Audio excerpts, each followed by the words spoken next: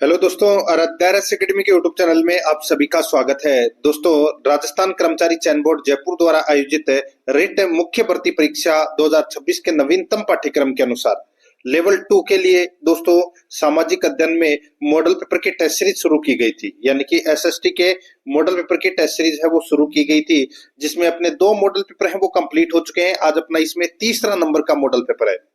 Writ मुख्य परीक्षा level 2 सामाजिक अध्ययन का मॉडल पेपर नंबर 3 है। अगर आपने पिछले 2 मॉडल पेपर अगर नहीं देखे हैं तो आप प्लेलिस्ट में जाइए, वहां पे आपको फोल्डर मिल जाएगा।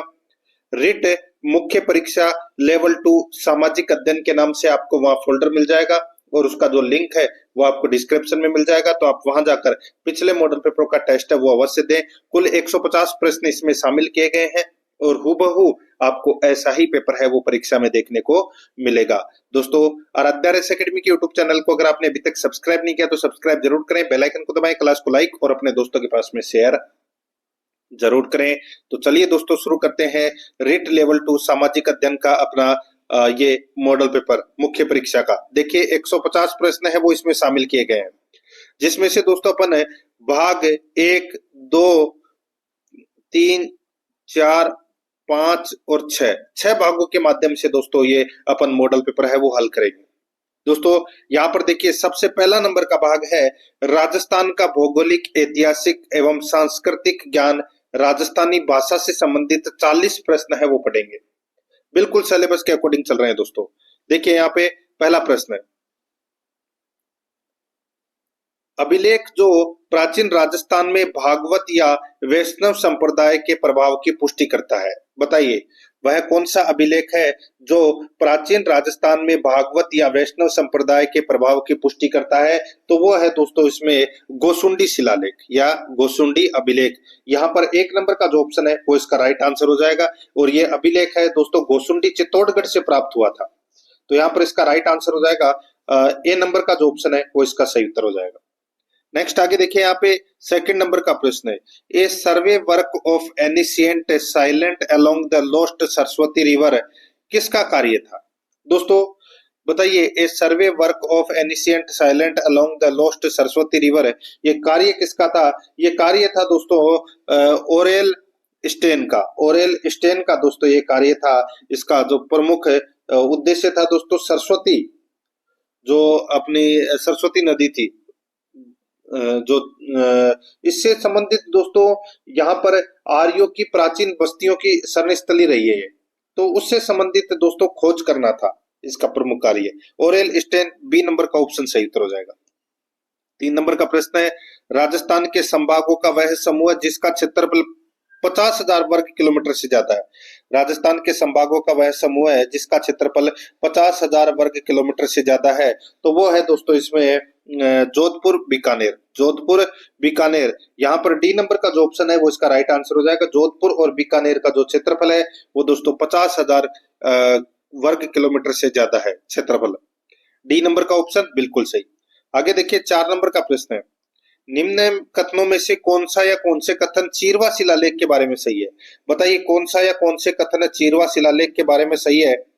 तो दोस्तों यहाँ पर देखिए, इसमें यह 1273 ईस्वी में संस्कृत भाषा में उत्कीर्ण है, बिल्कुल सही बात है। यह 1273 ईस्वी में संस्कृत भाषा में उत्कीर्ण है ये चीरवा शिलालेख। दूसरा देखिए, रत्न प्रभसूरी इसके प्रशस्तिकार थे, तो दोस्तों ये भी इसमें क्या है, बिल्कुल सही है। तीसरा देखिए, इसके शिल्पी देलर्ण थे, तो दोस्तों ये भी बिल्कुल सही है चीरवा शिलालेख के बारे में।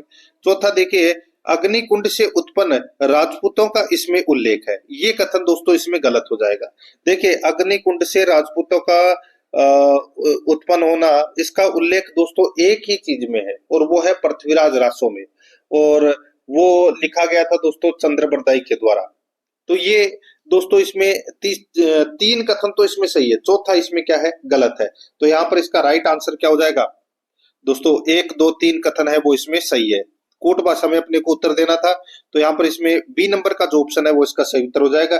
ये जो चीरवा का शिलालेख है, ये चीरवा गांव के मंदिर की बाह्य दीवार पर स्थित शिलालेख में दोस्तों मेवाड़ के गोहिल वंश के शासकों की उपलब्धि का इसमें उल्लेख मिलता है। बी नंबर ऑप्शन बिल्कुल सही।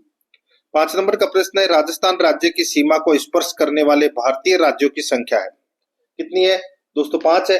राइट आंसर क्या हो जाएगा दोस्तों? 5 पंजाब, हरियाणा, मध्य प्रदेश, उत्तर प्रदेश और गुजरात।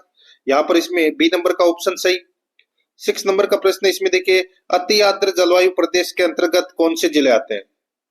अति आर्द्र जलवायु प्रदेश के अंतर्गत कौन से जिले आते हैं? तो यहाँ पर इसका राइट आंसर हो जाएगा वो है दोस्तों झालावाड़ और बांसवाड़ा। भाई सर्वाधिक वर्षा वो यही होती है, झालावाड़ और बांसवाड़ा में। तो यहाँ पर इसमें ए नंबर का ऑप्शन बिल्कुल सही, अति आर्द्र जिलों में आते हैं ये। 7 नंबर का प्रश्न है, नई प्रणाली के तहत राजस्थान की अधिकांश मिट्टी क्रम से संबंधित है। बताइए, नई प्रणाली के तहत राजस्थान की अधिकांश मिट्टी कितने क्रम से संबंधित है? इसका राइट आंसर हो जाएगा वो है दोस्तों 5 क्रम से संबंधित है ये। यहाँ पर इसमें ए नंबर का ऑप्शन राइट आंसर हो जाएगा। अल्फीसोल्स, वर्टिसोल्स, एरिडोसोल्स, इंसेप्टिसोल्स और एंटीसोल्स, ये 5। ठीक है, तो यहाँ पर इसमें ए नंबर का ऑप्शन सही। 8 नंबर का प्रश्न है, वह झील जिसमें एक टापू पर आइसलैंड नामक रिसोर्ट होटल बनाया गया है। वह झील जिसमें एक टापू पर आइसलैंड रिसोर्ट नामक होटल बनाया गया है। तो यहाँ पर इसका राइट आंसर हो जाएगा वो है दोस्तों जयसमंद झील। यहाँ पर सी नंबर का ऑप्शन बिल्कुल सही उत्तर इसमें हो जाएगा। आगे देखिए 9 नंबर का प्रश्न है, निम्न में से कौन सी परंपरागत जल संरक्षण की विधि नहीं है? तो दोस्तों देखिए यहाँ पे नाडी, खड़ीन, टाका, ये तीनों दोस्तों परंपरागत जल संरक्षण की विधि है, लेकिन तालाब नहीं है। तो यहाँ पर इसका राइट आंसर क्या हो जाएगा? सी नंबर का जो ऑप्शन है वो इसका सही उत्तर इसमें हो जाएगा। ठीक है, नेक्स्ट है, आगे देखिए यहाँ पे 10 नंबर का प्रश्न है, राजस्थान के शुष्क व अर्धशुष्क क्षेत्रों में पालर पानी शब्द किसके लिए प्रयुक्त होता है? पालर पानी, पालर पानी किसको बोलते हैं दोस्तों? वर्षा के पानी को बोलते हैं पालर पानी। तो यहाँ पर इसका राइट आंसर हो जाएगा वर्षा जल, डी नंबर का ऑप्शन बिल्कुल सही। 11 नंबर का प्रश्न है, 1857 ईस्वी के विद्रोह के समय राजस्थान में सैनिक छावनियां थी। राजस्थान में कितनी सैनिक छावनियां थी? तो दोस्तों 6 सैनिक छावनियां थी। कितनी? 6। सी नंबर का ऑप्शन राइट आंसर हो जाएगा। कौन कौन सी? तो दोस्तों नसीराबाद, देवली, एरिनपुरा, नीमच, ब्यावर और खेरवाड़ा। राइट आंसर हो जाएगा यहाँ पे सी नंबर ऑप्शन सही। 12 नंबर का प्रश्न है, स्वामी दयानंद सरस्वती का निर्माण कहाँ हुआ? बताइए, स्वामी दयानंद सरस्वती का जो निर्माण है वो दोस्तों कहाँ पर हुआ? तो ये अजमेर में हुआ था। कहाँ पर? अजमेर में। डी नंबर का जो ऑप्शन है वो इसका राइट आंसर इसमें हो जाएगा, ये आपको इसमें याद रखना है। ठीक है, आगे देखिए दोस्तों यहाँ पर इसमें 13 नंबर का प्रश्न है, वन नीति के अनुसार, वन नीति के अनुसार कितना प्रतिशत क्षेत्र वनों से आच्छादित होना चाहिए? बताइए, कितना प्रतिशत क्षेत्र वनों से आच्छादित होना चाहिए? तो वो है दोस्तों 33%। यहाँ पर डी नंबर का ऑप्शन सही उत्तर। आगे देखिए 14 नंबर का प्रश्न है, प्रजामंडल आंदोलन के दौरान जोधपुर जेल में अव्यवस्था व अन्याय के विरुद्ध भूख हड़ताल करने के कारण स्वास्थ्य खराब हो जाने से 19 जून 1942 को किस स्वतंत्रता सेनानी की मृत्यु हो गई थी? तो दोस्तों यहाँ पर इसका राइट आंसर हो जाएगा वो है बाल मुकुंद बिस्साकी, बाल मुकुंद बिस्साकी। सी नंबर का ऑप्शन सही। 15 नंबर का प्रश्न, निम्न में से कौन सा युग्म सही सुमेलित नहीं है? एक तरफ किसान आंदोलन है, दूसरी तरफ देसी रियासत है। दोस्तों यहाँ पर आप देखना है, देखिए यहाँ पे नीमू चना जो किसान आंदोलन ये अलवर में हुआ था, बिल्कुल सही है। डाबड़ा किसान आंदोलन दोस्तों ये यहाँ पर जोधपुर दे रखा है, जो गलत दे रखा, सॉरी ये जोधपुर में हुआ था पहले दोस्तों, ये जोधपुर रियासत में ही था ये। ठीक है, डाबड़ा किसान आंदोलन है वो दोस्तों जोधपुर रियासत में ही था पहले। दूधवा खारा है वो दोस्तों ये बीकानेर में था। ठीक है, बीकानेर प्रजामंडल के अधीन आता था ये। और यहाँ पे बरड़, बरड़ दोस्तों यहाँ पे उदयपुर दे रखा है, गलत हो जाएगा। बरड़ किसान आंदोलन है ये दोस्तों बूंदी रियासत से संबंधित था। कौन सी रियासत से? बूंदी रियासत से संबंधित। तो यहाँ पर इसमें डी नंबर का ऑप्शन राइट आंसर हो जाएगा। आगे देखिए 16 नंबर का प्रश्न है, राजस्थान की जनसंख्या का कितना प्रतिशत अपनी आजीविका के लिए कृषि और सहायक गतिविधियों पर निर्भर करता है? राजस्थान की जनसंख्या का कितना प्रतिशत है अपनी आजीविका के लिए कृषि और सहायक गतिविधियों पर निर्भर करता है? तो इसका राइट आंसर हो जाएगा वो है 62% भाग। यहाँ पर बी नंबर का ऑप्शन बिल्कुल सही, 62% भाग। 17 नंबर का प्रश्न है, बिजोलिया ठिकाने का संस्थापक कौन था? बिजोलिया ठिकाने का संस्थापक है वो कौन था? राइट आंसर हो जाएगा वो है दोस्तों अशोक परमार था। कौन था? अशोक परमार। यहाँ पर बी नंबर का ऑप्शन बिल्कुल सही उत्तर हो जाएगा, अशोक परमार। नेक्स्ट आगे देखिए 18 नंबर का प्रश्न है, देखिए, रियासतों से संबंधित समस्याओं के समाधान के लिए रियासती विभाग की स्थापना कब की गई? दोस्तों, रियासती विभाग की जो स्थापना है ये 5 जुलाई 1947 को की गई थी। ठीक है। और दोस्तों, इसके अध्यक्ष बनाए गए थे सरदार वल्लभ भाई पटेल को और इसका सचिव बनाया गया था वीपी मेनन को। तो यहाँ पर इसमें सी नंबर का ऑप्शन बिल्कुल सही। 19 नंबर का प्रश्न है, निम्नलिखित में से राजस्थान के कौन कौन से महत्वपूर्ण खनिज आधारित उद्योग है? तो खनिज आधारित उद्योग कौन कौन से हैं? यहाँ पर देखिए, जस्ता गलन उद्योग है, सीमेंट उद्योग है, इलेक्ट्रॉनिक उद्योग, ये खनिज आधारित उद्योग नहीं है, संगमरमर उद्योग है, ये खनिज आधारित उद्योग है। तो यहाँ पर 1 2 4 इसका क्या हो जाएगा? राइट आंसर हो जाएगा। 1 2 4 कौन से ऑप्शन में है? तो यहाँ पर सी नंबर का ऑप्शन इसका बिल्कुल सही उत्तर हो जाएगा। 20 नंबर का प्रश्न है, इसमें देखिए, राजस्थान के किस जिले में वर्ष 2001 से 2011 के दौरान सर्वाधिक जनसंख्या वृद्धि दर पाई गई? तो सर्वाधिक जनसंख्या वृद्धि दर तो दोस्तों 32.5 पाई गई। कहां पर? बाड़मेर में। तो यहाँ पर इसका राइट आंसर हो जाएगा 32.5% बाड़मेर। बी नंबर ऑप्शन बिल्कुल सही। और सबसे कम वो गंगानगर में थी 10%। ठीक है। 21 नंबर का प्रश्न है, स्थापत्य कला से जुड़ी हवेलियों व उनके स्थान को सुमेलित कीजिए। दोस्तों, यहाँ पर देखिए, जो उदयपुर में कौन सी हवेली है? तो दोस्तों, उदयपुर में बागोर की हवेली है। ठीक है। जैसलमेर में दोस्तों, जैसलमेर में सालिम सिंह की हवेली है। जैसलमेर में दोस्तों सालिम सिंह की हवेली भी है और नथमल की हवेली भी है जैसलमेर में। ठीक है। और देखिए दोस्त, देखिए ये एक और आ गया जैसलमेर। तो ये जैसलमेर में दोस्तों नथमल की हवेली है और फड़ौदी में लालचंद डड्डा की हवेली है। फड़ौदी के अंदर लालचंद डड्डा की हवेली है। तो यहाँ पर अगर अपन सुमेलित करें तो दोस्तों इसके 2 ऑप्शन हो जाएंगे।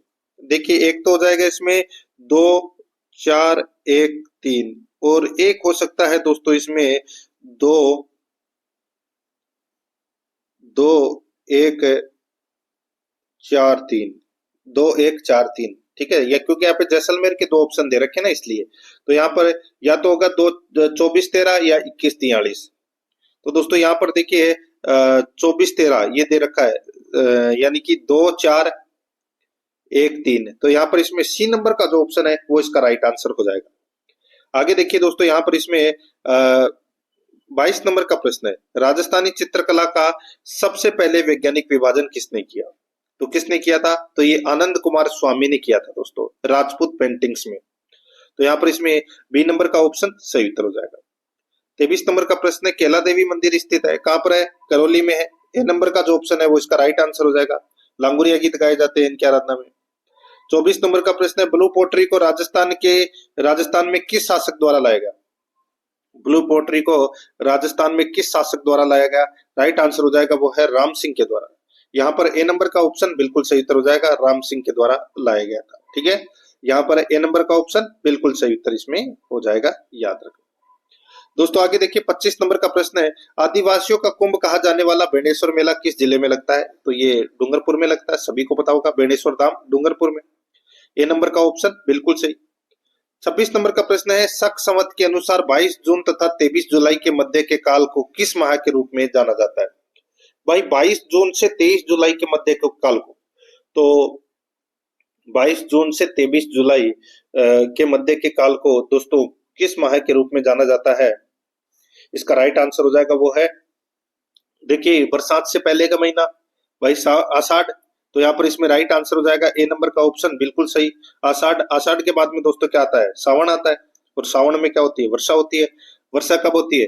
जुलाई अगस्त माह में होती है, अगस्त माह में ज्यादा होती है। तो यहाँ पर ए नंबर का ऑप्शन बिल्कुल सही। आगे देखिए पावना गीत कब गाया जाता है? दोस्तों पावना गीत है ये कब गाया जाता है? इसका राइट आंसर हो जाएगा वो है ससुराल में जमाई के आगमन पर दोस्तों ये पावना गीत गाया जाता है। बी नंबर का ऑप्शन बिल्कुल सही। 28 नंबर का प्रश्न है, मदीक एक प्रकार का है, मदीक एक प्रकार का क्या है? तो दोस्तों ये एक प्रकार की पगड़ी है दोस्तों, ये मदील है, ये मदील। ठीक है, मदीक नहीं मदील, मदील। तो दोस्तों ये मदील है, ये क्या है? तो ये एक प्रकार की पगड़ी है दोस्तों। राइट आंसर हो जाएगा यहाँ पे सी नंबर का ऑप्शन बिल्कुल सही। देखिए आपको ये भी पता होना चाहिए कि आपके कौन से भाग में कितने प्रश्न है वो गलत हो रहे हैं, और ज्यादा से ज्यादा आपको सुनने की कोशिश करना है और टेस्ट आपको पूरा देना है। देखिए यहाँ पे 29 नंबर का प्रश्न है, निम्न में से किस स्थान से 5 प्रकार के मद्रभांडों सादे, काले, पॉलिशदार, भूरे, लाल और काले चित्रित मध्य भांड मिले हैं? तो दोस्तों ये मिले हैं गिलुंड से। यहाँ पर डी नंबर का जो ऑप्शन है वो इसका राइट आंसर हो जाएगा, गिलुंड से मिले हैं दोस्तों ये। आगे देखिए 30 नंबर का प्रश्न है, राजस्थान लोक जीवन में ढूंढ से क्या तात्पर्य है? बताइए ढूंढ से क्या तात्पर्य है? तो दोस्तों ढूंढ से क्या तात्पर्य है? तो बच्चे के जन्म की पहली होली पर प्रसूता के पीहर पक्ष की ओर से किए जाने वाला जो संस्कार है वो ढूंढ कहलाता है। यहाँ पर सी नंबर का ऑप्शन राइट आंसर हो जाएगा। आगे देखिए यहाँ पे 31 नंबर का प्रश्न है, दादू पंथ की प्रमुख पीठ स्थित है? दादू पंथ की जो प्रमुख पीठ है वो दोस्तों कहाँ पर है? तो ये है नरेना के अंदर। कहाँ पर है? नरेना में। सी नंबर का ऑप्शन राइट आंसर हो जाएगा, नरेना या नारायणा, जयपुर में। तो यहाँ पर सी नंबर ऑप्शन सही। 32 नंबर का प्रश्न है, इसमें देखिए राजस्थान पर्यटन नीति 2020 कब लागू की गई? राजस्थान पर्यटन नीति दोस्तों 2020 है, ये लागू की गई थी 9 सितंबर 2020 को। यहाँ पर ए नंबर का ऑप्शन बिल्कुल सही। 33 नंबर का प्रश्न है, इसमें देखिए प्रसिद्ध गीत प्रलय प्रतीक्षो नमो नमो निम्न में से किसके द्वारा लिखा गया? प्रलय प्रतीक्षो क्या है? प्रलय प्रतीक्षो नमो नमो, ये गीत किसके द्वारा लिखा गया? इसका राइट आंसर हो जाएगा ये गीत दोस्तों हरिबाऊ, नहीं, ये लिखा गया हीरालाल शास्त्री के द्वारा। हीरालाल शास्त्री के द्वारा दोस्तों ये गीत है वो लिखा गया। तो यहाँ पर इसमें राइट आंसर हो जाएगा सी नंबर का ऑप्शन बिल्कुल सही। आगे देखिए 34 नंबर का प्रश्न है, मेवाती बोली से संबंधित जिला कौन सा है? बताइए मेवाती बोली कहाँ बोली जाती है? मेवाती क्षेत्र अलवर भरतपुर का क्षेत्र कहलाता है, तो ये बोली वहीं बोली जाएगी। ऑप्शन में दोस्तों भरतपुर दे नहीं रखा, अलवर दे रखा है। राइट आंसर इसमें बी नंबर ऑप्शन हो जाए। आगे देखिए श्री सरस्वती पुस्तकालय जो अलभ्य एवं दुर्लभ साहित्य का अप्रतिम खजाना है स्थित है? श्री सरस्वती पुस्तकालय जो अलभ्य एवं दुर्लभ साहित्य का अप्रतिम खजाना है स्थित है, तो दोस्तों ये कहां पर है बताइए? तो इसका राइट आंसर हो जाएगा ये फतेहपुर सीकर में है दोस्तों। डी नंबर का जो ऑप्शन है वो इसका सही उत्तर हो जाएगा, फतेहपुर सीकर में। नेक्स्ट आगे देखिए 36 नंबर का प्रश्न है, निम्नलिखित में से कौन सा एक युग्म सही सुमेलित नहीं है? कौन सा एक युग्म सही सुमेलित नहीं है? तो दोस्तों यहाँ पर देखिए इसमें एक तरफ पुस्तकें हैं, दूसरी तरफ लेखक है। यहाँ पर आप देख सकते हैं दोस्तों नेह तरंग। दोस्तों ये जो नेह तरंग पुस्तक है इसके लेखक है वो कौन है? दोस्तों यहाँ पर सवाई प्रताप सिंह दे रखा है, जो कि इसमें गलत हो जाएगा। दोस्तों नेह तरंग जो पुस्तक है ये बुद्ध सिंह द्वारा रचित है, ठीक है, बुद्ध सिंह द्वारा दोस्तों ये क्या है? रचित है। बाकी दोस्तों इसमें देखिए नागदमन, सैयाजी झूला, रणमल चंद, श्रीधर व्यास, भाषा भूषण, महाराजा जसवंत सिंह। तो दोस्तों यहाँ पर एक ही इसमें असुमेलित था, तो वो था दोस्तों ए नंबर का ऑप्शन बिल्कुल सही। आगे देखिए 37 नंबर का प्रश्न है, राजस्थान के रीति रिवाजों में आणो क्या है? आणो किसको बोलते हैं? आणो बोलते हैं दोस्तों विवाह के पश्चात दुल्हन को दूसरी बार ससुराल भेजना। विवाह के पश्चात दुल्हन को दूसरी बार ससुराल भेजना ये आणो कहलाता है दोस्तों। सी नंबर का जो ऑप्शन है वो इसका राइट आंसर हो जाएगा। 38 नंबर का प्रश्न है, राजस्थानी भाषा साहित्य एवं संस्कृति अकादमी कहाँ अवस्थित है? राजस्थानी भाषा साहित्य एवं संस्कृति अकादमी कहाँ अवस्थित है? तो दोस्तों ये अवस्थित है बीकानेर में। कहां पर है? बीकानेर में। ए नंबर का जो ऑप्शन है वो इसका राइट आंसर हो जाएगा, बीकानेर में है। 39 नंबर का प्रश्न है, निम्न में से थार मरुस्थल के भाग है? बताइए थार मरुस्थल के भाग है वो दोस्तों कौन से है? दोस्तों यहाँ पर आपको देखिए गोडवाड़ प्रदेश ये भी थार मरुस्थल का भाग है, शेखावाटी प्रदेश भी है, और देखिए गगर का मैदान, ये तीनों है। बनास का मैदान नहीं है दोस्तों ये मरुस्थल का भाग। तो यहाँ पर इसमें राइट आंसर क्या हो जाएगा? 1, 2 और 4 ये तीनों है वो दोस्तों थार मरुस्थल के भाग है। तो यहाँ पर 1, 2, 4 कौन से ऑप्शन में है? सी नंबर का जो ऑप्शन है वो सही उत्तर हो जाएगा। आगे देखिए 40 नंबर का प्रश्न है, नजीब मिकाती कौन है? नजीब मिकाती कौन है? तो दोस्तों ये लेबनान के क्या है? मुख्यमंत्री। तो यहाँ पर इसमें डी नंबर का जो ऑप्शन है वो इसका बिल्कुल सही उत्तर हो जाएगा, लेबनान के ये लेबनान के दोस्तों प्रधानमंत्री नहीं है, ये मुख्यमंत्री, सॉरी नजीब मिकाती, हाँ प्रधानमंत्री है, लेबनान के प्रधानमंत्री है दोस्तों। डी नंबर का जो ऑप्शन है वो इसका बिल्कुल सही उत्तर इसमें हो जाएगा, ठीक है। अब दोस्तों अपन भाग 2 के अंदर राजस्थान का सामान्य ज्ञान शैक्षिक परिदृश्य, निःशुल्क अनिवार्य बाल शिक्षा का अधिकार अधिनियम और सामयिक विषय से संबंधित 25 प्रश्न है वो दोस्तों अपन सिलेबस के अकॉर्डिंग यहाँ पे पढ़ेंगे। दोस्तों यहाँ पर देखिए 41 नंबर का प्रश्न है, कौन सा शहर राजस्थान का मैनचेस्टर कौन से शहर को राजस्थान का मैनचेस्टर कहा जाता है? तो दोस्तों मैनचेस्टर कहते हैं भीलवाड़ा को। यहाँ पर डी नंबर का ऑप्शन बिल्कुल सही, भीलवाड़ा। नेक्स्ट आगे देखिए यहाँ पे 42 नंबर का प्रश्न है, राजस्थान में कितने जिला उद्योग केंद्र कार्यरत है? राजस्थान में कितने जिला उद्योग केंद्र कार्यरत है? इसका राइट आंसर हो जाएगा वो है 36। यहाँ पर डी नंबर का ऑप्शन बिल्कुल सही उत्तर हो जाएगा 36। 43 नंबर का प्रश्न है, 1793 ईस्वी में राजा बख्तावर सिंह द्वारा निर्मित है कौन सा भवन अब जिला कलेक्ट्रेट हाउसिंग सरकारी कार्यालय है? 1793 ईस्वी में राजा बख्तावर सिंह द्वारा निर्मित कौन सा भवन है अब जिला कलेक्ट्रेट हाउसिंग सरकारी कार्यालय है? इसका राइट आंसर हो जाएगा वो है दोस्तों इसमें अलवर सिटी पैलेस। यहाँ पर 3 नंबर का ऑप्शन है वो इसका राइट आंसर हो जाएगा Alwar city palace, C number option सही। आगे देखिए यहाँ पे राजस्थान सरकार द्वारा वर्ष 1964 में गठित सादिक अली समिति का संबंध है। राजस्थान सरकार द्वारा वर्ष 1964 में गठित सादिक अली समिति का संबंध है। इसका राइट आंसर हो जाएगा वो है पंचायती राज व्यवस्था में सुधारों से, पंचायती राज व्यवस्था में सुधारों से, बी नंबर का ऑप्शन सही। 45 नंबर का प्रश्न है, राजस्थान का राज्य खेल है। राजस्थान का राज्य खेल कौन सा है? तो वो है दोस्तों बास्केटबॉल। यहाँ पर ए नंबर का जो ऑप्शन है वो इसका राइट आंसर हो जाएगा बास्केटबॉल। नेक्स्ट आगे देखिए 46 नंबर का प्रश्न है, राष्ट्रीय बीजीय मसाला अनुसंधान केंद्र स्थित है। राष्ट्रीय बीजीय मसाला अनुसंधान केंद्र है वो कहाँ पर है? तो दोस्तों ये है कहाँ पर है? तो ये तबीजी अजमेर में। राइट आंसर हो जाएगा यहाँ पे ए नंबर का ऑप्शन बिल्कुल सही उत्तर हो जाएगा तबीजी अजमेर में। नेक्स्ट आगे देखिए राजस्थान में नगर निकायों यानी कि नगर निगम, नगर परिषद एवं नगर पालिका के अध्यक्ष का निर्वाचन करते हैं। बताइए कौन नगर निगम, नगर परिषद और नगर पालिका के अध्यक्ष का निर्वाचन कौन करते हैं? इसका राइट आंसर हो जाएगा वो है निर्वाचित पार्षद अपने में से। यहाँ पर ए नंबर का बी नंबर का ऑप्शन राइट आंसर हो जाएगा। 48 नंबर का प्रश्न है, भारतीय संविधान के किस अनुच्छेद के अंतर्गत राजस्थान राज्य चुनाव आयोग की स्थापना हुई?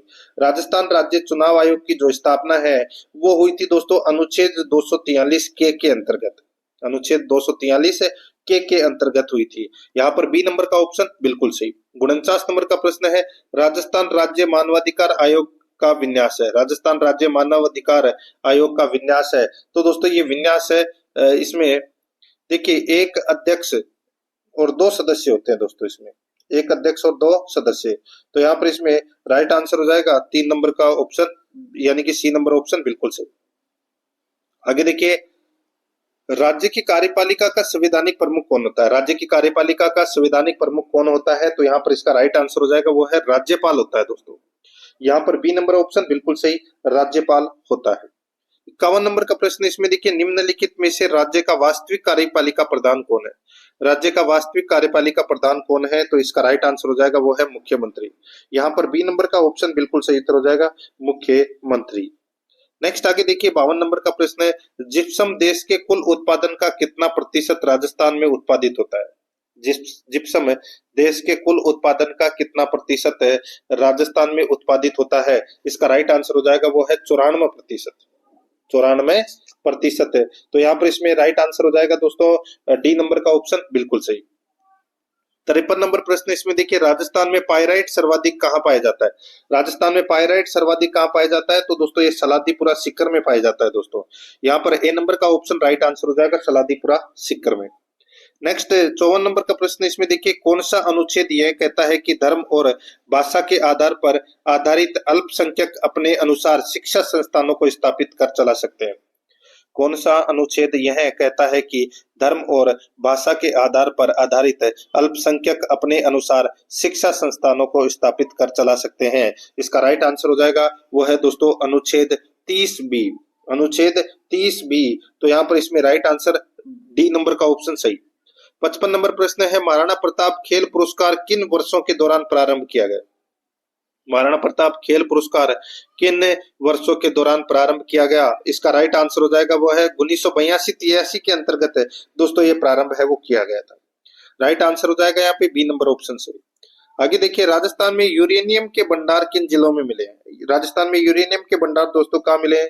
तो ये डूंगरपुर बांसवाड़ा में मिले हैं दोस्तों, बी नंबर का ऑप्शन बिल्कुल से।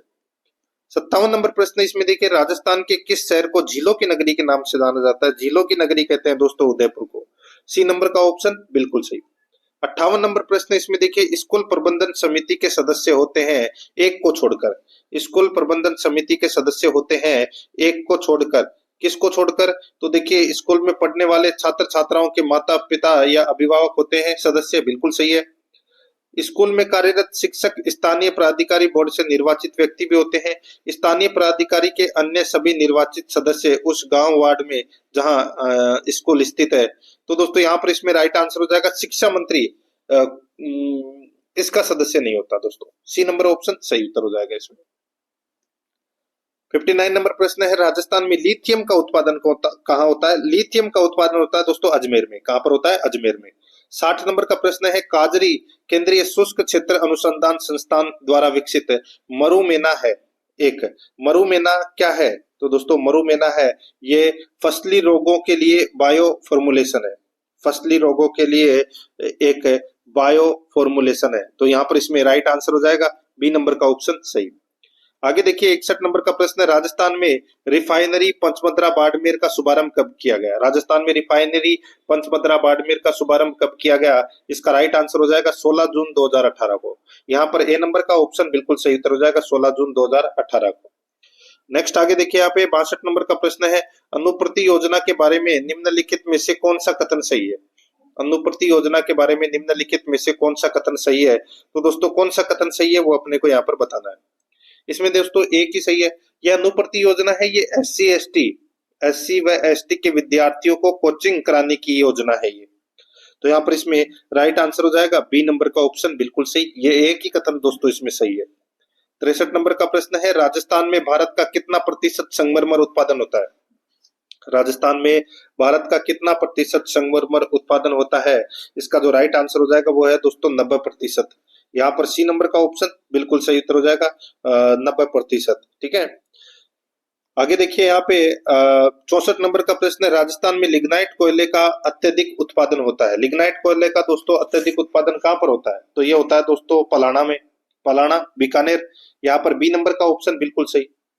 पलाना में भी होता है, कपूडी में भी होता है, जालिफा में भी होता है। ठीक है। तो यहाँ पर इसमें दोस्तों पलाना, बीकानेर, बरसिंहसर में भी होता है।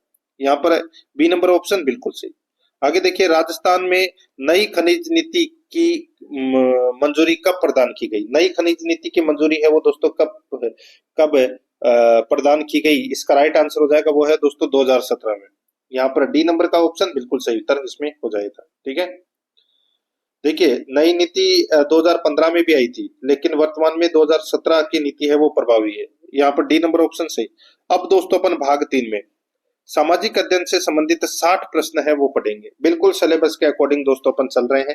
यहाँ पर देखिए 66 नंबर का प्रश्न है, वैदिक काल में सप्त सिंधु शब्द किसके लिए प्रयुक्त हुआ? बताइए सप्त सिंधु शब्द है वो किसके लिए प्रयुक्त हुआ? तो ये प्रयुक्त हुआ दोस्तों 7 नदियों के लिए ये प्रयुक्त हुआ। यहाँ पर सी नंबर का ऑप्शन राइट आंसर हो जाएगा 7 नदियों के लिए। आगे देखिए 67 नंबर का प्रश्न है, मौर्य प्रशासन में अमात्य का कार्य क्या था?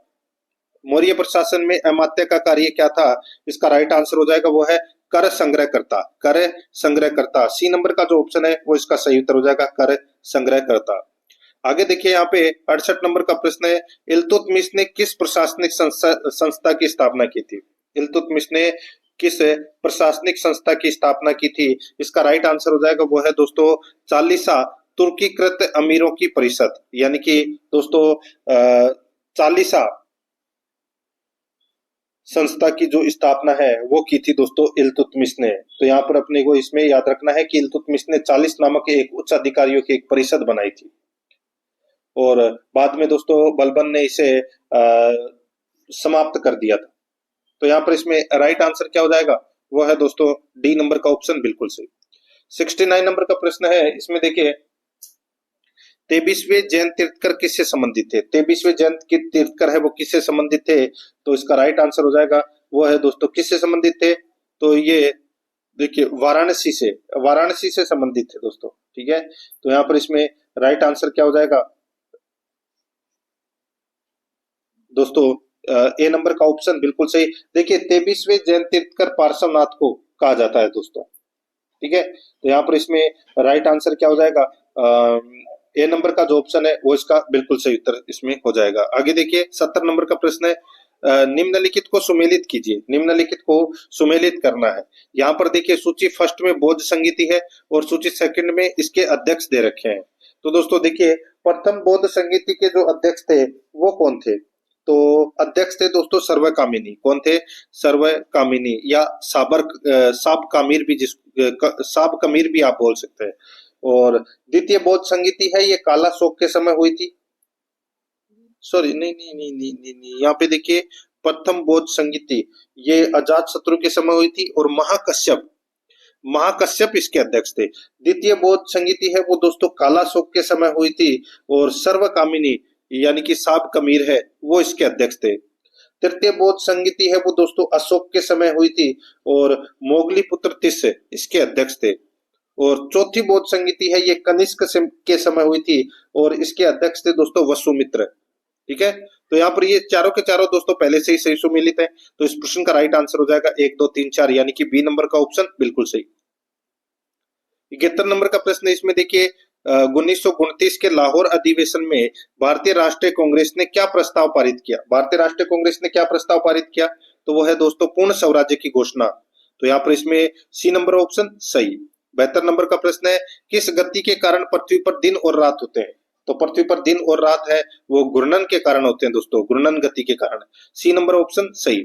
73 नंबर का प्रश्न इसमें देखिए, सीरिया के सम्राट के दूत के रूप में बिंदुसार की राज्यसभा में कौन आया था? बिंदुसार के राज्यसभा में कौन आया था? इसका राइट आंसर हो जाएगा वो है दोस्तों कौन आया था? तो वो आया था डायमेकस। कौन आया था? डायमेकस आया था। तो यहाँ पर इसमें बी नंबर का जो ऑप्शन है वो इसका सही उत्तर हो जाएगा, ये आपको इसमें याद रखना है। ठीक है, आगे देखिए दोस्तों यहाँ पर इसमें 74 नंबर का प्रश्न है, हल्दी घाटी का युद्ध कब हुआ था? ये तो सभी को पता होना चाहिए दोस्तों, 18 जून 1576 को। यहाँ पर इसमें ए नंबर का ऑप्शन राइट आंसर हो जाएगा। 75 नंबर का प्रश्न है, पृथ्वी के वायुमंडल में सर्वाधिक मात्रा में कौन सी गैस होती है? तो कौन सी गैस होती है? तो वो होती है दोस्तों 78% लगभग नाइट्रोजन होती है। यहाँ पर इसमें सही उत्तर हो जाएगा सी नंबर का ऑप्शन सही। नेक्स्ट आगे देखिए, निम्नलिखित बादशाहों में से किसने अमीर उल मोमिनीन की उपाधि धारण की? अमीर उल मोमिनीन की उपाधि है वो किसने धारण की थी? इसका राइट आंसर हो जाएगा वो है दोस्तों अकबर ने धारण की थी। यहाँ पर ए नंबर का ऑप्शन बिल्कुल सही उत्तर हो जाएगा, अकबर ने धारण की थी। ठीक है, नेक्स्ट आगे देखिए यहाँ पे महासागरीय धाराएं किससे प्रभावित होती है? महासागरीय धाराएं किससे प्रभावित होती है? तो दोस्तों ये पवनों की दिशा से प्रभावित होती है। सी नंबर का ऑप्शन राइट आंसर हो जाएगा, पवनों की दिशा से। आगे देखिए यहाँ पे 78 नंबर का प्रश्न है, यदि किसी सामान्य विधेयक पर राज्यसभा और लोकसभा के बीच गतिरोध आता है तो उसका समाधान कौन करेगा? यदि किसी सामान्य विधेयक पर राज्यसभा और लोकसभा के बीच गतिरोध आता है तो उसका समाधान कौन करेगा? तो उसका समाधान कौन करेगा? तो वो करेगा दोस्तों संसद का संयुक्त सत्र। संसद का संयुक्त सत्र, सी नंबर का ऑप्शन राइट आंसर हो जाएगा। 79 नंबर प्रश्न है, सेवानिवृत्ति के पश्चात सर्वोच्च न्यायालय के न्यायाधीश वकालत कर सकते हैं? सर्वोच्च निवृत्ति के पश्चात सर्वोच्च न्यायालय के न्यायाधीश वकालत कर सकते हैं? तो दोस्तों वकालत कर सकते हैं किसी भी न्यायालय में नहीं, किसी भी न्यायालय में नहीं। ठीक है, किसी भी न्यायालय में नहीं कर सकते। यहाँ पर डी नंबर का ऑप्शन राइट आंसर हो जाएगा। 80 नंबर का प्रश्न है, निम्न में से कौन सी एक उच्च न्यायालय के न्यायाधीश की योग्यता नहीं है? बताइए कौन सी एक उच्च न्यायालय के न्यायाधीश की योग्यता नहीं है? तो दोस्तों यहाँ पर देखिए, इसमें वह भारत का नागरिक हो, ये योग्यता होनी चाहिए। 62 वर्ष की आयु पूर्ण न की हो, ये भी योग्यता होनी चाहिए। ठीक है, वह कम से कम 5 वर्ष न्यायिक पद धारण कर चुका हो, ये योग्यता नहीं है दोस्तों। ठीक है, किसी उच्च न्यायालय में एक या एक से अधिक उच्च न्यायालय में लगातार 10 वर्षों तक अधिवक्ता रहा हो, तो ये बिल्कुल सही है। तो यहाँ पर इसमें सी नंबर का ऑप्शन राइट आंसर हो जाएगा, क्योंकि ये कथन है वो दोस्तों इसमें गलत दे रखा है। ठीक है, ये योग्यता नहीं है दोस्तों। आराध्या आरएस एकेडमी के यूट्यूब चैनल को अगर आपने अभी तक सब्सक्राइब नहीं किया तो चैनल को जरूर सब्सक्राइब कर लें, बेल आइकन को दबाएं। नोटिफिकेशन है वो आप सभी के पास में निरंतर पहुंचता रहेगा। क्लास को लाइक नहीं किया तो क्लास को लाइक जरूर करें। देखिए यहाँ पे 81 नंबर का प्रश्न है, टुंड्रा क्षेत्र की प्रमुख वनस्पति क्या है? टुंड्रा क्षेत्र की वनस्पति है वो क्या है? राइट आंसर हो जाएगा वो है दोस्तों, वो है काई व लाइकेन। काई व लाइकेन, यानी कि टुंड्रा क्षेत्र में तापमान है वो अत्यंत कम होने के कारण केवल काई व लाइकेन उगते हैं। ठीक है, तो यहाँ पर इसमें राइट आंसर हो जाएगा सी नंबर का जो ऑप्शन है वो इसका राइट आंसर हो जाएगा। ये वनस्पति दोस्तों सर्दियों में जमी रहती है और गर्मियों में कुछ समय के लिए उगती है। सी नंबर ऑप्शन सही। आगे देखिए, उपखंड स्तर के नीचे राजस्व प्रशासन हेतु प्रत्येक उपखंड को बांटा गया है। उपखंड स्तर के नीचे राजस्व प्रशासन हेतु प्रत्येक उपखंड को बांटा गया है, तो ये बांटा गया है दोस्तों तहसीलों में। सी नंबर का जो ऑप्शन है वो इसका राइट आंसर हो जाएगा तहसीलों में। 83 नंबर का प्रश्न है, इसमें देखिए चोरी मारपीट हत्या आदि से संबंधित मुकदमों की सुनवाई किस न्यायालय में होती है? तो बताइए किस न्यायालय में होती है? तो ये फौजदारी न्यायालय में होती है। बी नंबर का ऑप्शन बिल्कुल सही उत्तर हो जाएगा, फौजदारी न्यायालय में। आगे देखिए 84 नंबर का प्रश्न है, केंद्र में कौन सा एक्ट द्विसदनीय विधायिका लाया? केंद्र में कौन सा एक्ट द्विसदनीय विधायिका लाया? तो यहाँ पर इसमें राइट आंसर हो जाएगा वो है वर्ष 1919 का एक्ट, वर्ष 1919 का एक्ट। सी नंबर का जो ऑप्शन है वो इसका राइट आंसर हो जाएगा। 85 नंबर प्रश्न है, भारत के संविधान निर्माताओं ने न्यायिक पुनरावलोकन के विचार को ग्रहण किया है। भारत के संविधान निर्माताओं ने न्यायिक पुनरावलोकन के विचार को ग्रहण किया है। राइट आंसर हो जाएगा वो है अमेरिका से ग्रहण किया है दोस्तों। डी नंबर ऑप्शन सही। 86 नंबर का प्रश्न है, संविधान में राज्य के नीति निर्देशक तत्वों को शामिल करने के पीछे क्या उद्देश्य है? तो बताइए क्या उद्देश्य है? तो इसमें उद्देश्य है सामाजिक आर्थिक लोकतंत्र की स्थापना। सी नंबर का ऑप्शन बिल्कुल सही उत्तर हो जाएगा। 87 नंबर प्रश्न, इसमें देखिए भारत के लगभग मध्य से होकर कौन सा अक्षांश गुजरता है? भारत के मध्य से होकर लगभग कौन सा अक्षांश गुजरता है? तो वो गुजरता है दोस्तों 23.5 डिग्री उत्तरी अक्षांश गुजरता है, जिसे कर्क रेखा भी कहते हैं। राइट आंसर हो जाएगा यहाँ पे ए नंबर का ऑप्शन बिल्कुल सही। नेक्स्ट आगे देखिए, राजस्थान के किस जिले में प्रमुख रूप से सरसों आधारित उद्योग पाए जाते हैं? तो दोस्तों सरसों की खेती अधिक होती है दोस्तों अलवर, भरतपुर और टोंक जिलों में। तो दोस्तों यहाँ पर यही अपना सही उत्तर हो जाएगा अलवर। ठीक है, सी नंबर का जो ऑप्शन है वो इसका बिल्कुल सही उत्तर हो जाएगा। और वो सेवर जो राष्ट्रीय सरसों अनुसंधान केंद्र है वो कहां पर है? वो भरतपुर में। ठीक है, तो यहाँ पर अलवर इसका राइट आंसर हो जाएगा, सी नंबर ऑप्शन से।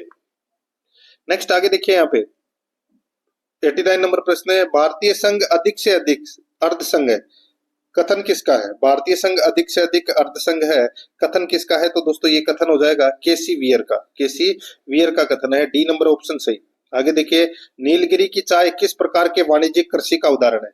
नीलगिरी की चाय किस प्रकार के वाणिज्यिक कृषि का उदाहरण है? तो यहाँ पर इसमें राइट आंसर हो जाएगा वो है इसमें बागवानी। बी नंबर का ऑप्शन बिल्कुल सही, बागवानी। आगे देखिए 91 नंबर का प्रश्न है, वृत्त जलाशयों के जल पृष्ठ में नियमित दोलन निम्नलिखित में से किस एक के कारण बनते हैं?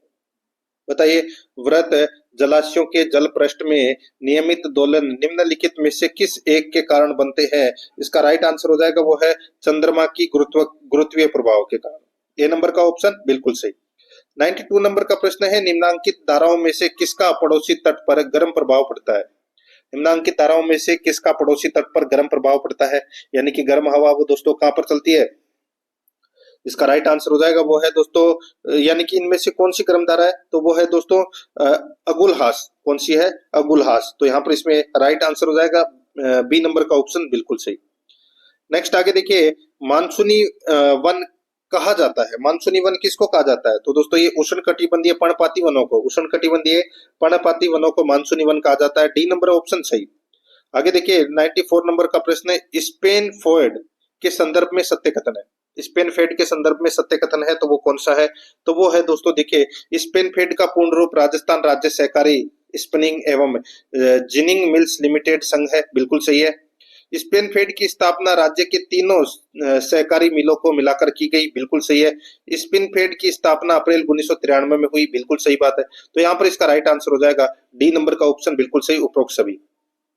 95 नंबर का प्रश्न है, जलीय जीवों के पालन व संवर्धन के साथ पौधों को उगाना किस कृषि पद्धति के अंतर्गत आता है? जलीय जीवों के पालन व संवर्धन के साथ पौधों को उगाना किस कृषि पद्धति के अंतर्गत आता है? तो ये आता है दोस्तों एक्वापोनिक्स के अंतर्गत, एक्वापोनिक्स के अंतर्गत आता है। ठीक है दोस्तों, एक्वापोनिक्स तकनीक में खेती के लिए मिट्टी की सतह नहीं होती बल्कि पानी की सतह होती है। तो यहाँ पर इसमें राइट आंसर हो जाएगा बी नंबर ऑप्शन सही। आगे देखिए लोरेंस सार क्षेत्र किस देश का प्रसिद्ध लौह इस्पात उद्योग केंद्र है? लोरेंस सार किस क्षेत्र यानी कि लोरेंस सार क्षेत्र किस देश का प्रसिद्ध लौह इस्पात उद्योग केंद्र है? तो यहाँ पर इसका राइट आंसर हो जाएगा फ्रांस। बी नंबर का जो ऑप्शन है वो इसका बिल्कुल सही उत्तर हो जाएगा फ्रांस। नेक्स्ट आगे देखिए यहाँ पे 97 नंबर का प्रश्न है, उत्तरी भारत में महालवाड़ी प्रथा लागू करने वाले लेफ्टिनेंट गवर्नर जिन्हें उत्तरी भारत में भू बंदोबस्त का पिता कहा जाता है वह था। बताइए, उत्तरी भारत में भू बंदोबस्त का पिता कहा जाता है वह था। इसका राइट आंसर हो जाएगा, वो कहा जाता है दोस्तों किसको, बताइए। तो दोस्तों इसका राइट आंसर हो जाएगा वो है थॉमस मुनरो। क्या हो जाएगा दोस्तों? Thomas Munro. एक मिनट, इसमें देखिए दोस्तों, थॉमस मुनरो नहीं, क्या पूछा है? उत्तरी भारत में महालवाड़ी प्रथा लागू करने वाले लेफ्टिनेंट गवर्नर जिन्हें उत्तरी भारत में भू बंदोबस्त का पिता कहा जाता है। तो दोस्तों इसका राइट आंसर हो जाएगा वो है R.M. बर्ड। R.M. बर्ड यानी कि मार्टिन बर्ड को दोस्तों उत्तर भारत में भूमि व्यवस्था का प्रवर्तक है वो माना जाता है। तो यहाँ पर इसमें राइट आंसर हो जाएगा दोस्तों मार्टिन बर्ड। ए नंबर का ऑप्शन बिल्कुल सही उत्तर हो जाएगा। आगे देखिए, लोकसभा का गठन किसके द्वारा होता है? लोकसभा का गठन है वो दोस्तों चुनाव आयोग द्वारा होता है। तो यहाँ पर इसमें राइट आंसर हो जाएगा बी नंबर का ऑप्शन बिल्कुल सही, यानी कि भारतीय निर्वाचन आयोग द्वारा लोकसभा के चुनाव है वो कराए जाते हैं। बी नंबर ऑप्शन बिल्कुल सही। नेक्स्ट आगे देखिए, नगर निगम का अध्यक्ष क्या कहलाता है? नगर निगम का अध्यक्ष वो क्या कहलाता है? वो कहलाता है दोस्तों महापौर। सी नंबर का ऑप्शन बिल्कुल सही, महापौर कहलाता है। आगे देखिए, भूमंडलीकरण की प्रक्रिया से हानि हुई है। भूमंडलीकरण की प्रक्रिया से हानि हुई है तो दोस्तों आय की विषमताओं में, विकासशील एवं अविकसित देशों में बहुराष्ट्रीय कंपनियों से स्थानीय उत्पादों को नुकसान पहुंचा रहा है, पर्यावरण को क्षति पहुंची है। तो यहाँ पर इसमें राइट आंसर क्या हो जाएगा? वो है दोस्तों ये सभी, यानी कि भूमंडलीकरण की प्रक्रिया से हानि हुई है उपरोक्त सभी की। डी नंबर का जो ऑप्शन है वो इसका बिल्कुल सही उत्तर इसमें हो जाएगा। आगे देखिए, 101 नंबर का प्रश्न है, विश्व व्यापार संगठन के कार्य है। विश्व व्यापार संगठन के कार्य क्या है? व्यापारिक समझौतों का संचालन करना, राष्ट्रीय व्यापार नीतियों की देखरेख करना, व्यापार संधि हेतु या व्यापार संधि वार्ता हेतु मंच उपलब्ध कराना। तो यहाँ पर इसका राइट आंसर हो जाएगा डी नंबर का ऑप्शन बिल्कुल सही। 102 नंबर का प्रश्न है, विश्व व्यापार संगठन का तीसरा सम्मेलन किस राष्ट्र में हुआ था? तो दोस्तों ये हुआ था अमेरिका में। कहां पर हुआ था? अमेरिका में। तो यहाँ पर इसमें सी नंबर का ऑप्शन बिल्कुल सही उत्तर इसमें हो जाएगा। 103 नंबर का प्रश्न है, भैरव सिंह शेखावत अंत्योदय स्वरोजगार योजना योग्य परिवारों को कितना ऋण प्रदान करेगी? बताइए, भैरव सिंह शेखावत अंत्योदय स्वरोजगार योजना योग्य परिवारों को कितना ऋण प्रदान करेगी? तो दोस्तों ये 50,000 रुपए का ऋण है वो प्रदान करेगी। यहाँ पर ए नंबर का ऑप्शन राइट आंसर हो जाएगा इसमें, ठीक है, 4% ब्याज पर। नेक्स्ट आगे देखिए दोस्तों, यहाँ पर इसमें 104 नंबर का प्रश्न है, निम्न कथनों पर विचार करें। दोस्तों निम्न कथनों पर क्या करना है? विचार करना है, ठीक है दोस्तों। यहाँ पर कथन 1 और कथन 2 दे रखा है। अब दोस्तों यहाँ पे अपने को देखिए, स्थानीय निकायों में महिलाओं के लिए 33% आरक्षण है तो गलत हो जाएगा दोस्तों। अब ये आरक्षण है वो 50% है। यह आरक्षण केवल पंचायतों तक सीमित है तो दोस्तों ये भी गलत हो जाएगा। ये पंचायतों और नगर पालिकाओं दोनों में ये आरक्षण है। तो ये यहाँ पर दोनों के दोनों कथन है वो दोस्तों गलत हो जाएगा। तो यहाँ पर इसमें राइट आंसर क्या हो जाएगा? डी नंबर का जो ऑप्शन है वो इसका सही उत्तर, दोनों कथन गलत है। 105 नंबर का प्रश्न है, तेंदुलकर विधि के अनुसार 2004-5 से 2011-12 के बीच भारत के निम्न राज्यों में से किस राज्य ने निर्धनता अनुपात में सर्वाधिक कमी दर्ज कराई है? तेंदुलकर विधि के अनुसार 2004-5 से 2011-12 के बीच भारत के निम्न राज्यों में से किस राज्य ने निर्धनता अनुपात में सर्वाधिक कमी दर्ज कराई है? तो दोस्तों ये सर्वाधिक कमी है वो दर्ज कराई है तो ये करवाई है दोस्तों ओडिशा में, ठीक है। देखिए राजस्थान, बिहार, ओडिशा, झारखंड, तो निर्धनता अनुपात में सर्वाधिक कमी है वो दोस्तों, इसका जो राइट आंसर हो जाएगा वो है, सर्वाधिक कमी की अगर मैं बात करूं तो वो है दोस्तों झारखंड में, ठीक है। झारखंड में दोस्तों सर्वाधिक कमी हुई है। तो यहाँ पर इसका राइट आंसर हो जाएगा डी नंबर का जो ऑप्शन है वो इसका बिल्कुल सही उत्तर इसमें हो जाएगा। नेक्स्ट आगे देखिए दोस्तों, यहाँ पर इसमें 106 नंबर का प्रश्न है, निम्नलिखित में से किस जिले में एक मार्क प्रयोगशाला कार्यरत नहीं है? एक मार्क प्रयोगशाला कार्यरत नहीं है। तो दोस्तों देखिए, एक मार्क प्रयोगशाला दोस्तों अलवर में है, श्री गंगानगर में है, भीलवाड़ा में है, लेकिन भरतपुर में नहीं है। तो यहाँ पर इसमें सी नंबर का ऑप्शन राइट आंसर हो जाएगा, भरतपुर में। 107 नंबर का प्रश्न इसमें देखिए, राष्ट्रीय विकास के संदर्भ में निम्न कथनों पर विचार करें। राष्ट्रीय विकास के संदर्भ में निम्न कथनों पर क्या करना है? विचार करना है। दोस्तों अपने को बताना है इनमें से कि कौन सा कथन है वो सही है। तो दोस्तों यहाँ पर देखिए, किसी राष्ट्र के निवासियों के जीवन स्तर को ऊपर उठाने की क्षमता राष्ट्रीय विकास कहलाती है, बिल्कुल सही है। समृद्धि एवं सकारात्मक परिवर्तन राष्ट्रीय विकास के अंग हैं, ये भी बिल्कुल सही है। व्यक्तियों के जीवन की मूलभूत आवश्यकताओं एवं रोजगार के साधनों की उपलब्धता के माध्यम से राष्ट्रीय विकास को प्राप्त किया जा सकता है, तो दोस्तों ये भी बिल्कुल सही है। तो यहाँ पर इसका राइट आंसर क्या हो जाएगा? वो है 1, 2, 3, इसमें क्या है? सही है, डी नंबर ऑप्शन बिल्कुल सही। 108 नंबर का प्रश्न है, भारत में राष्ट्रीय आय का आकलन सर्वप्रथम किसने किया? तो ये किया था दोस्तों दादाभाई नौरोजी ने। यहाँ पर ए नंबर का ऑप्शन बिल्कुल सही, दादाभाई नौरोजी ने। 109 नंबर का प्रश्न है, मानव विकास सूचकांक का विकास किसने किया? मानव विकास सूचकांक का विकास है वो दोस्तों किसने किया? तो ये किया था दोस्तों अमर्त्य सेन ने और महबूब उल हक ने। अमर्त्य सेन और महबूब उल हक ने दोस्तों मानव विकास सूचकांक का विकास किया। यहाँ पर डी नंबर का ऑप्शन राइट आंसर हो जाएगा, ए और बी दोनों। 110 नंबर का प्रश्न इसमें देखिए, भारत के उपभोक्ता संरक्षण अधिनियम में 7 उपभोक्ता अधिकारों में से कौन सा अधिकार अभी तक सम्मिलित नहीं किया गया? बताइए, उपभोक्ता संरक्षण अधिनियम में 7 उपभोक्ता अधिकारों में से कौन सा अधिकार अभी तक सम्मिलित नहीं किया गया है? तो दोस्तों इसमें देखिए कौन सा अधिकार अभी सम्मिलित नहीं किया गया? तो यहाँ पर इसमें देखिए उपचार का अधिकार है, सुनवाई का अधिकार है, मूल्य का अधिकार है, लेकिन स्वस्थ पर्यावरण का अधिकार है वो अभी तक सम्मिलित नहीं किया गया है। सी नंबर का ऑप्शन राइट आंसर हो जाएगा। अनुच्छेद 48 ए में दोस्तों इसका उल्लेख मिलता है। नेक्स्ट आगे देखिए, निम्न में से कौन से कथन सही है? बताइए कौन से कथन सही है, वो अपने को यहाँ पर बताना है। देखिए दोस्तों, यहाँ पे भारत एक सहकारी राष्ट्रीय संघ है। भारत एक सहकारी राष्ट्रीय संघ है। दूसरा देखिए, आपातकाल में भारत एकात्मक स्वरूप ले लेता है। तीसरा देखिए दोस्तों, इसमें देखिए केंद्र और राज्य सूची संविधान की 7वीं अनुसूची में दी गई है। तो दोस्तों बताइए इनमें से कौन सा कथन है वो सही है? तो दोस्तों इसमें देखिए भारत एक सहकारी राष्ट्रीय संघीय राष्ट्र है, बिल्कुल सही है। आपातकाल में भारत एकात्मक स्वरूप ले लेता है, सही है। केंद्र और राज्य सूची 7वीं अनुसूची में, बिल्कुल सही बात है। तो यहाँ पे तीनों कथन सत्य है, राइट आंसर हो जाएगा यहाँ पे सी नंबर का ऑप्शन बिल्कुल सही। 112 नंबर का प्रश्न है, निम्न में से कौन से कथन सही है? निम्न में से कौन से कथन सही है?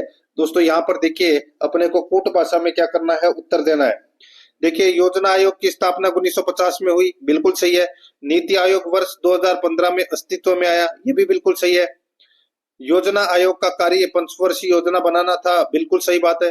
नीति आयोग विधायी संस्था है, तो ये कथन है वो दोस्तों इसमें गलत हो जाएगा।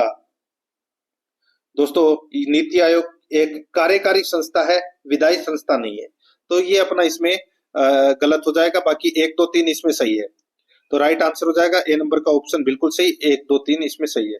113 नंबर का प्रश्न है, निम्नलिखित में से सही कथन चुनिए। निम्नलिखित में से सही कथन है वो चुनना है। दोस्तों यहाँ पर देखिए, विषुवत रेखीय निम्न वायुदाब पेटी को डोलड्रम की पेटी भी कहा जाता है। विषुवत रेखीय निम्न वायुदाब पेटी को डोलड्रम की पेटी भी कहा जाता है, ठीक है। ये कथन दोस्तों इसमें क्या है, बिल्कुल सही है। तो यहाँ पर इसमें ए नंबर का ऑप्शन राइट आंसर हो जाएगा, बाकी इसमें सारे गलत दे रखे हैं। आगे देखिए 114 नंबर का प्रश्न है, निम्न में से किस परत में ओजोन गैस की सर्वाधिक मात्रा मिलती है? तो ये मिलती है दोस्तों समताप मंडल में। यहाँ पर बी नंबर का ऑप्शन बिल्कुल सही, समताप मंडल में। 115 नंबर का प्रश्न है, स्वयं सहायता समूह की अवधारणा को मूर्त रूप देने वाले अर्थशास्त्री थे। स्वयं सहायता समूह की मूर्त अवधारणा को, यानी कि समूह की अवधारणा को मूर्त रूप देने वाले अर्थशास्त्री कौन थे? तो यहाँ पर इसका राइट आंसर हो जाएगा दोस्तों, वो थे कौन? तो वो थे दोस्तों प्रोफेसर मोहम्मद यूनिस। यहाँ पर ए नंबर का ऑप्शन बिल्कुल सही उत्तर हो जाएगा, प्रोफेसर मोहम्मद यूनिस। 116 नंबर का प्रश्न है, स्वयं सहायता समूह है किससे संबंधित है? स्वयं सहायता समूह है किससे संबंधित है? तो दोस्तों ये लघु वित्तीय समावेशन से संबंधित है। सी नंबर का जो ऑप्शन है वो इसका राइट आंसर इसमें हो जाएगा। 117 नंबर का प्रश्न इसमें देखिए, जागो ग्राहक जागो अभियान किस मंत्रालय द्वारा चलाया जाता है? जागो ग्राहक जागो अभियान किस मंत्रालय द्वारा चलाया जाता है? तो ये चलाया जाता है दोस्तों उपभोक्ता मामले मंत्रालय में। यहाँ पर बी नंबर का ऑप्शन बिल्कुल सही उत्तर हो जाएगा। 118 नंबर का प्रश्न है, निम्नलिखित में से अशोक का कौन सा शिलालेख धार्मिक सामंजस्य के विषय में कहता है? निम्नलिखित में से अशोक का कौन सा शिलालेख है धार्मिक सामंजस्य के विषय में कहता है? तो यहाँ पर इसका राइट आंसर हो जाएगा, वो है दोस्तों इसमें कौन सा बताइए? इसका सही उत्तर हो जाएगा दोस्तों, वो शिलालेख के बारे में पूछा है यहाँ पे, ठीक है। तो वो था दोस्तों अशोक का 12वां शिलालेख। यहाँ पर बी नंबर का जो ऑप्शन है वो इसका सही उत्तर इसमें हो जाएगा, ठीक है। आगे देखिए यहाँ पे 119 नंबर का प्रश्न है, राष्ट्रीय विकास परिषद का उद्देश्य क्या था? राष्ट्रीय विकास परिषद का उद्देश्य क्या था? तो दोस्तों इसका उद्देश्य था योजना आयोग की सहायता करना। यहाँ पर बी नंबर का ऑप्शन बिल्कुल सही, योजना आयोग की सहायता करना। आगे देखिए 120 नंबर का प्रश्न है, मराठों को सर्वप्रथम किसने मनसबदारी व्यवस्था में शामिल किया? मराठों को सर्वप्रथम किसने मनसबदारी व्यवस्था में शामिल किया? तो इसका राइट आंसर हो जाएगा वो है अकबर ने। यहाँ पर ए नंबर का ऑप्शन बिल्कुल सही उत्तर हो जाएगा, अकबर ने, ठीक है। नेक्स्ट आगे देखिए दोस्तों, यहाँ पर इसमें 121 नंबर का प्रश्न है, गदर आंदोलन के शुरू होने का सबसे महत्वपूर्ण कारण क्या था? गदर आंदोलन के शुरू होने का सबसे महत्वपूर्ण कारण क्या था? तो वो कारण था दोस्तों कामागाटू मारू घटना, कामागाटू मारू घटना। तो यहाँ पर इसमें सी नंबर का जो ऑप्शन है वो इसका राइट आंसर इसमें हो जाएगा, ठीक है। तो यहाँ पर इसमें दोस्तों सी नंबर का जो ऑप्शन है वो इसका बिल्कुल सही उत्तर इसमें हो जाएगा। नहीं नहीं नहीं नहीं, यहाँ पर देखिए क्या पूछा है, गदर आंदोलन के शुरू होने का सबसे महत्वपूर्ण कारण क्या था? तो दोस्तों इसका महत्वपूर्ण कारण है वो दोस्तों प्रथम विश्व युद्ध का आरंभ, ठीक है, ये बिल्कुल सही है दोस्तों, प्रथम विश्व युद्ध का आरंभ। यहाँ पर ए नंबर का जो ऑप्शन है वो इसका राइट आंसर इसमें हो जाएगा, ये आपको इसमें याद हो जाएगा। देखिए अचानक से 1914 में प्रथम विश्व युद्ध छिड़ गया था, उसकी वजह से दोस्तों यह गदर आंदोलन है वो शुरू हुआ था। यहाँ पर ए नंबर ऑप्शन बिल्कुल सही। 122 नंबर का प्रश्न इसमें देखिए, सदन में राष्ट्रपति के विरुद्ध महाभियोग प्रस्ताव पास करने के लिए कितने राष्ट्र सदस्यों का समर्थन चाहिए? सदन में राष्ट्रपति के विरुद्ध महाभियोग प्रस्ताव पास करने के लिए कितने सदस्यों का समर्थन चाहिए? तो कितने सदस्यों का समर्थन चाहिए? तो दोस्तों सदन के कुल सदस्यों में से कम 2/3 सदस्य होने चाहिए। तो दोस्तों यहाँ पर इसमें बी नंबर ऑप्शन सही। आगे देखिए, भारत में स्वतंत्रता के पश्चात प्रथम मंत्रिमंडल का कानून मंत्री कौन था? तो दोस्तों कानून मंत्री कौन थे? तो वो थे दोस्तों डॉक्टर भीमराव अंबेडकर। तो दोस्तों यहाँ पर इसमें राइट आंसर हो जाएगा डी नंबर का जो ऑप्शन है वो इसका बिल्कुल सही उत्तर इसमें हो जाएगा, ये आपको इसमें याद रखना है, ठीक है। आगे देखिए दोस्तों, यहाँ पर इसमें 124 नंबर प्रश्न है, फोन एक स्थानीय पवन है, फोन एक स्थानीय पवन है। तो दोस्तों इसका राइट आंसर हो जाएगा, ये दोस्तों कहाँ की स्थानीय पवन है ये? तो ये स्विट्जरलैंड की। यहाँ पर डी नंबर ऑप्शन बिल्कुल सही। आगे देखिए, ग्राम स्तर पर लगान वसूल करने का कार्य करता है, तो कौन करता है? तो वो करता है दोस्तों पटवारी। यहाँ पर बी नंबर ऑप्शन बिल्कुल सही। नेक्स्ट आगे देखिए, अब अपन भाग 4 में शैक्षणिक रीति विज्ञान से संबंधित 10 प्रश्न है वो पढ़ेंगे सिलेबस के अकॉर्डिंग। यहाँ पे देखिए, गुणात्मक मूल्यांकन कितने प्रकार से किया जा सकता है? तो कितने प्रकार से किया जा सकता है गुणात्मक मूल्यांकन? तो ये दोस्तों 4 प्रकार से। यहाँ पर ए नंबर का ऑप्शन बिल्कुल सही उत्तर हो जाएगा, 4 प्रकार से। नेक्स्ट आगे देखिए, यहाँ पे 127 नंबर का प्रश्न, निम्न में से कौन सा दोष वस्तुनिष्ठ प्रश्नों का है? बताइए कौन सा दोष वस्तुनिष्ठ प्रश्नों का है? यहाँ पर देखिए दोस्तों, इसमें इन प्रश्नों द्वारा छात्रों को विषय का व्यवहारिक ज्ञान दिया जाना संभव नहीं है, ठीक है। तो दोस्तों ये वस्तुनिष्ठ प्रश्नों का दोष नहीं है ये, ठीक है। इन प्रश्नों द्वारा मूल्यांकन प्रणाली में पक्षपात की संभावना रहती है, और यहाँ पर देखिए इन प्रश्नों द्वारा ली गई परीक्षा केवल तथ्यों पर आधारित होती है, ये दोस्तों इसका दोष है। तो यहाँ पर इसमें राइट आंसर क्या हो जाएगा? दोस्तों सी नंबर का जो ऑप्शन है वो इसका बिल्कुल सही उत्तर इसमें हो जाएगा। ये दोस्तों वस्तुनिष्ठ प्रश्नों का दोष है, ये सी नंबर ऑप्शन बिल्कुल सही। आगे देखिए यहाँ पे 128 नंबर प्रश्न, इसमें देखिए निदानात्मक परीक्षण के बाद जरूरत होती है, किसकी जरूरत होती है? उपचारात्मक शिक्षण की। बी नंबर ऑप्शन सही। आगे देखिए, ज्ञान की प्रत्येक कड़ी एक दूसरे से परस्पर संबंधित है और इस शिक्षण उपागम में व्यवहारिकता तथा सार्थकता पर बल दिया जाता है। यह किस उपागम की विशेषता को दर्शाता है? ज्ञान की प्रत्येक कड़ी एक दूसरे से परस्पर संबंधित है और इस शिक्षण उपागम में व्यवहारिकता तथा सतर्कता पर बल दिया जाता है। यह किस उपागम की विशेषता को दर्शाता है? तो ये दर्शाता है दोस्तों किसको? तो ये चक्रीय उपागम की विशेषता है दोस्तों। यहाँ पर इसमें बी नंबर का ऑप्शन बिल्कुल सही। 130 नंबर प्रश्न है, विलियम किलपैट्रिक किसके शिष्य थे? तो ये शिष्य थे दोस्तों जॉन डीवी के। किसके दोस्तों? जॉन डीवी के। नेक्स्ट आगे देखिए, यहाँ पे समस्या समाधान विधि का दोष है। समस्या समाधान विधि का दोष क्या है? तो दोस्तों इस विधि में अत्यधिक समय लगता है, ये कथन गलत हो जाएगा। ठीक है, यानी कि ये इसका दोष है समस्या समाधान विधि का। इस विधि में अत्यधिक समय लगता है। बी नंबर ऑप्शन सही। आगे देखिए, कक्षा कक्ष में विद्यार्थियों के अधिगम का उच्च स्तर बनाए रखने के लिए आवश्यक है। बताइए, कक्षा कक्ष में विद्यार्थियों के अधिगम का उच्च स्तर बनाए रखने के लिए आवश्यक है कि क्या? तो दोस्तों वो है कक्षा कक्ष में शिक्षार्थियों को अधिकाधिक अनौपचारिक अंतःक्रिया के अवसर प्रदान किए जाए। तो यहाँ पर इसमें राइट आंसर हो जाएगा ए नंबर का ऑप्शन सही। 133 नंबर का प्रश्न है, इसमें देखिए, जब विद्यार्थी रुचि लेकर अपना सारा ध्यान पढ़ने में लगाएगा तो वह क्या नहीं करेगा? तो वह क्या नहीं करेगा? तो वो है दोस्तों अनुशासनहीनता नहीं करेगा। बी नंबर ऑप्शन बिल्कुल सही। 134 नंबर का प्रश्न, इसमें देखिए, निम्न में से कौन सी एक कक्षा में भौगोलिक पर्यवेक्षण की सामग्री नहीं है? कौन सी एक कक्षा में भौगोलिक पर्यवेक्षण की सामग्री नहीं है? तो वो है दोस्तों प्राकृतिक खोज। यहाँ पर सी नंबर का ऑप्शन राइट आंसर हो जाएगा, प्राकृतिक खोज। 135 नंबर का प्रश्न, इसमें देखिए, निम्नलिखित पर विचार कीजिए। उपरोक्त में से यानी कि उपरोक्त में कौन सी सामाजिक अध्ययन तथा अध्यापन से संबंधित चुनौतियां हैं? तो दोस्तों यहाँ पर देखिए, इसमें उद्देश्य से संबंधित चुनौती, अभिवृत्ति से संबंधित चुनौती, उपयोगिता से संबंधित चुनौती। तो यहाँ पर ये तीनों ही है। वो क्या है? तो ये सामाजिक अध्ययन तथा अध्यापन से संबंधित चुनौतियां हैं। तो यहाँ पर इसका राइट आंसर हो जाएगा डी नंबर ऑप्शन बिल्कुल सही, उपरोक्त सभी। आगे देखिए, अब अपन भाग 5 में शैक्षणिक मनोविज्ञान से संबंधित 10 प्रश्न है वो पढ़ेंगे। 136 नंबर प्रश्न है, उभयमुखी व्यक्तित्व की विशेषता है। उभयमुखी व्यक्तित्व की विशेषता है तो वो क्या है? तो वो है दोस्तों, देखिए, इसका स्वभाव अंतर्मुखी व बहिर्मुखी होता है। बी नंबर का ऑप्शन बिल्कुल सही उत्तर हो जाएगा। 137 नंबर का प्रश्न, इसमें देखिए, वह अवस्था जब बच्चा तार्किक रूप से वस्तुओं व घटनाओं के विषयों में चिंतन पर प्रारंभ करता है। वह अवस्था जब बच्चा तार्किक रूप से वस्तुओं व घटनाओं के विषयों में चिंतन प्रारंभ करता है। तो इसका राइट आंसर हो जाएगा दोस्तों, वो है इसमें पूर्ण संक्रियात्मक अवस्था में। ठीक है, वो पूर्ण संक्रियात्मक अवस्था है। यहाँ पर ए नंबर ऑप्शन सही। आगे देखिए, चिंतन अनिवार्य रूप से है एक क्या क्या संज्ञानात्मक गतिविधि है ये। यहाँ पर ए नंबर ऑप्शन बिल्कुल सही।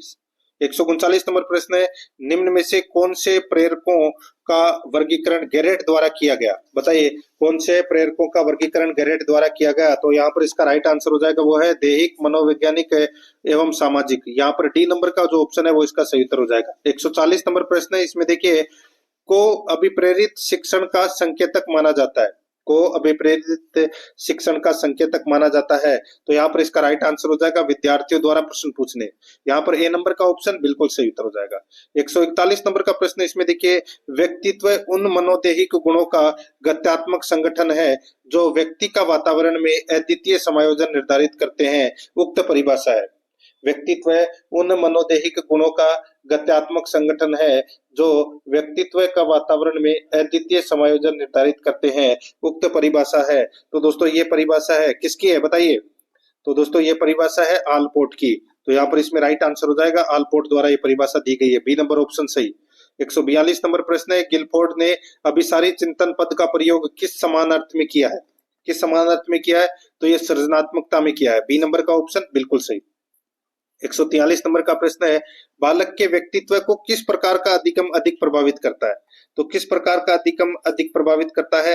तो यहाँ पर इसका राइट आंसर हो जाएगा वो है अनुदेशात्मक अधिगम। यहाँ पर डी नंबर का ऑप्शन बिल्कुल सही उत्तर हो जाएगा। नेक्स्ट आगे देखिए 144 नंबर का प्रश्न है, बालक की आयु 12 वर्ष है। विनय का बुद्धि परीक्षण करने पर वह 15 वर्ष के सामान्य बालक के समान अंक प्राप्त कर सका। उसकी सही बुद्धि लब्धि किस विकल्प में दी गई है?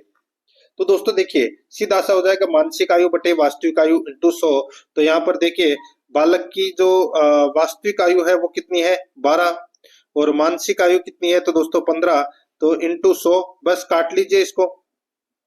तो यहाँ पे 1500 में दोस्तों 12 का भाग दे लीजिए, कितना आ जाएगा 125। यही अपना राइट आंसर हो जाएगा। डी नंबर ऑप्शन बिल्कुल सही। आगे देखिए, एक विकलांग बालक अत्यधिक परिश्रम करके कक्षा में प्रथम आने का प्रयास करता है, इसे किस प्रतिरक्षा प्रणाली में रखेंगे? तो दोस्तों इसे क्षतिपूर्ति प्रतिरक्षा प्रणाली में रखेंगे। डी नंबर का ऑप्शन बिल्कुल सही। अब दोस्तों यहाँ पर देखिए भाग 6 में सूचना तकनीकी से संबंधित 5 प्रश्न है वो पढ़ेंगे सिलेबस के अकॉर्डिंग। 46 नंबर का प्रश्न है, उस युक्ति को क्या कहा जाता है जो लंबी दूरी के संचारणों के शुरू में अंकीय संकेतों को अनुरूप संकेतों में बदल देती है? उस युक्ति को क्या कहा जाता है जो लंबी दूरी के संचारणों के शुरू में अंकीय संकेतों को अनुरूप संकेतों में बदल देती है? इसका राइट आंसर हो जाएगा वो है सॉफ्टवेयर। यहाँ पर बी नंबर ऑप्शन बिल्कुल सही। 147 नंबर का प्रश्न है, एल्टा विस्टा है एक क्या? तो दोस्तों ये एक सर्च इंजन है। यहाँ पर डी नंबर ऑप्शन बिल्कुल सही, सर्च इंजन है ये। आगे देखिए 148 नंबर का प्रश्न है, निम्नलिखित में से किस क्षेत्र में स्प्रेडशीट सॉफ्टवेयर अधिक उपयोगी होता है? तो इसका राइट आंसर हो जाएगा वो है दोस्तों यहाँ पर सांख्यिकी। सी नंबर का ऑप्शन बिल्कुल सही, सांख्यिकी। ठीक है, नेक्स्ट आगे देखिए यहाँ पे 149 नंबर का प्रश्न है, ग्रुपवेयर होता है। ग्रुपवेयर क्या होता है? तो दोस्तों ये ग्रुपवेयर है वो सॉफ्टवेयर है, सामूहिक रूप से कार्य करने का अवसर प्रदान करने वाला दोस्तों ये सॉफ्टवेयर है। राइट आंसर हो जाएगा सी नंबर ऑप्शन सही। 150 नंबर का प्रश्न है, मशीन कोड में उच्च स्तर के भाषा प्रोग्राम के लिए अनुवादक है। मशीन कोड में उच्च स्तर के भाषा प्रोग्राम के लिए अनुवादक है, तो वो अनुवादक है दोस्तों कंपाइलर। तो यहाँ पर इसमें बी नंबर का जो ऑप्शन है वो इसका सही उत्तर हो जाएगा कंपाइलर। तो दोस्तों इसी के साथ मैंने आपको ये मॉडल पेपर है वो कंप्लीट करवा दिया है। प्रश्न आपको कैसे लगे कमेंट में जरूर बताएं, और आराध्या RS अकेडमी के यूट्यूब चैनल को सब्सक्राइब नहीं किया तो सब्सक्राइब जरूर करें, बेल आइकन को दबाएं, क्लास को लाइक और अपने दोस्तों के पास में शेयर जरूर करें। मिलते हैं दोस्तों नेक्स्ट क्लास में। जय हिंद, जय भारत।